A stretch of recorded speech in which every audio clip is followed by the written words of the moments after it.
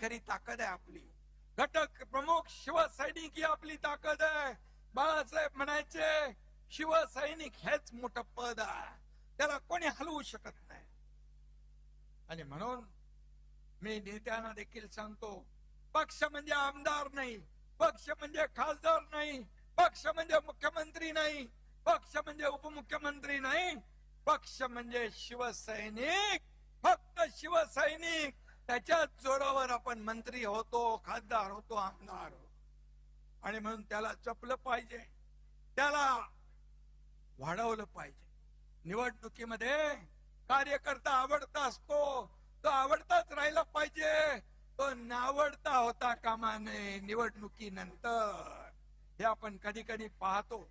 कारण शेवटी निवडणूक आली की कार्यकर्त्यांचे लाड आपण करतो, निवडणूक झाली की त्याला नजरे आड करतो. हे होता कामा नये, हे होता कामा नये.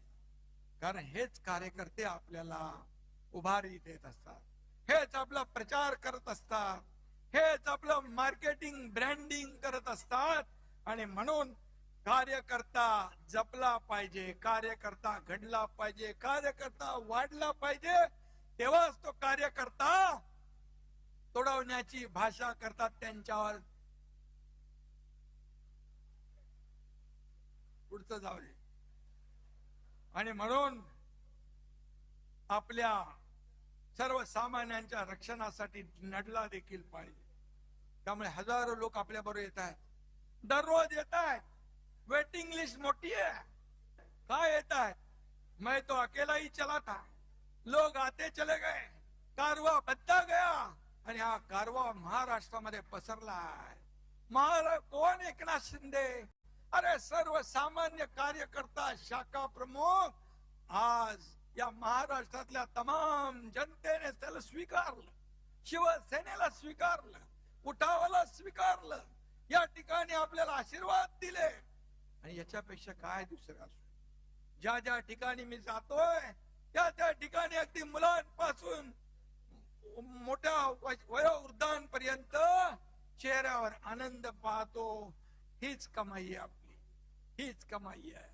किती पैसे कमवले, किती संपत्ती कमवली, किती प्रॉपर्टी कमवली, यापेक्षा किती माणसं कमवली, किती माणसांचं प्रेम कमवलं हे महत्वाचं आहे. आणि म्हणून ते काय सांगतात, ज्याला जायचं त्यांनी खुशाल जावा. त्यांच्या अहंकाराचा फुगा रोज फुगतोय. अरे बाबा, जावा जावा म्हणून सगळेच जाऊ लागलेत. का जाऊ लागलेत? त्याचं आत्मपरीक्षण करा, आत्मचिंतन करा. तुम्हाला शोलेतल्या आसराणीचा डायलॉग आठवतो ना? आधे इधर आओ, आधे इधर जाओ, बाकी मेरे पीछे आओ. पीछे कौन हो? काही नाहीये. त्यांच्याकडे फक्त काटे आणि चमचे शिल्लक आहे.